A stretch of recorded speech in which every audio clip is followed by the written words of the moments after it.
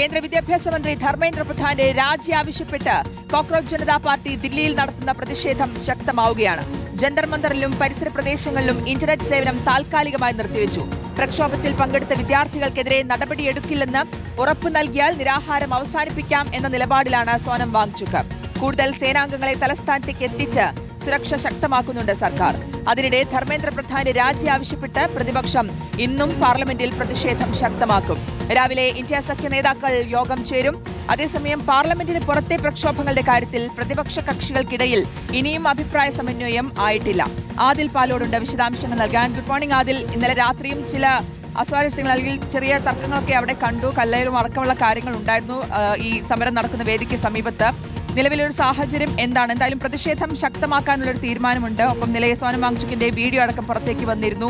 ഈ പ്രക്ഷോഭത്തിൽ പങ്കെടുത്ത വിദ്യാർത്ഥികൾക്കെതിരെ നടപടിയെടുക്കില്ലെന്ന് ഉറപ്പ് നൽകിയാൽ മാത്രമേ ഈ നിരാഹാരം അവസാനിപ്പിക്കൂ എന്ന്, അല്ലേ? ഉറപ്പായും ധർമ്മേന്ദ്ര പ്രധാന്റെ രാജിയില്ലാതെ ഒരിക്കലും സമരം അവസാനിപ്പിക്കില്ല, സമരം തുടരും എന്നാണ് ഇപ്പോൾ CJP പ്രഖ്യാപിച്ചിരിക്കുന്നത്. ഞാനിപ്പോൾ ജന്തർ മന്ദറിലാണ് ഉള്ളത്. ഇപ്പോഴും ഇവിടെ നൂറുകണക്കിന് പ്രവർത്തകരെ നമുക്ക് കാണാൻ കഴിയുന്നുണ്ട്. ജന്തർ മന്ദറിന്റെ പുറത്തെ കാഴ്ചയാണ് ഇപ്പോൾ നമ്മൾ കാണുന്നത്. അകത്തെ കാഴ്ചയിലേക്ക് വരുമ്പോഴും നൂറുകണക്കിന് പ്രവർത്തകരാണ് ഇവിടെ തടിച്ചുകൂടിയിരിക്കുന്നത് ഈ 6 മണി സമയത്തും എന്നത് ഈ സമരം എത്രത്തോളം വിജയകരമായി മുന്നോട്ട് പോകുന്നു എന്നതിന്റെ സൂചനയാണ്. ഇന്നലെ രാത്രി ചില സംഘർഷങ്ങൾ ഉണ്ടായിരുന്നു. പോലീസുകാർക്ക് നേരെ കല്ലേറുണ്ടായി എന്നതടക്കമുള്ള വിവരങ്ങൾ പുറത്തു വന്നിരുന്നു. അതിന്റെ ദൃശ്യങ്ങളും പുറത്തു വന്നിരുന്നതാണ്.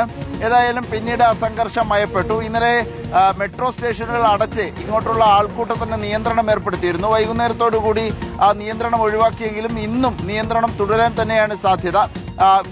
വിദ്യാർത്ഥികളുടെ ഇങ്ങോട്ട് വരുന്ന സമരക്കാരുടെ എണ്ണം കുറയ്ക്കാനുള്ള നീക്കമാണ് ഇതിലൂടെ നടത്തുന്നത്. 20 കമ്പനി CRPF കൂടി ദില്ലിയിൽ ഇന്നലെ എത്തിച്ചിട്ടുണ്ട്. ബംഗാളിൽ നിന്നാണ് CRPF ഭടന്മാരെ കൂടുതലായി എത്തിക്കുന്നത്. അതായത് സമരം കൂടുതൽ കടുക്കാനുള്ള സാധ്യതയാണ് കേന്ദ്ര സർക്കാർ കാണുന്നത്. അതേസമയം കൂടിയാലോചനകൾ നടക്കുന്നു. ഒരുപക്ഷെ ഇന്ന് CJP നേതാക്കളുമായി JP നദ്ദ ചർച്ച നടത്തിയേക്കും. ഒരു അനുനയ ചർച്ച എന്ന നിലയിൽ കാര്യങ്ങൾ എത്തുമെന്നാണ് മനസ്സിലാക്കുന്നത്. ഇന്നലെ ചർച്ച നടത്താൻ ആലോചിച്ചിരുന്നെങ്കിലും JP നദ്ദയുടെ വസതിയിലേക്ക് തങ്ങൾ വരാനില്ല എന്ന നിലപാടാണ് നേതാക്കൾ CJP വക്താക്കൾ സ്വീകരിച്ചത്.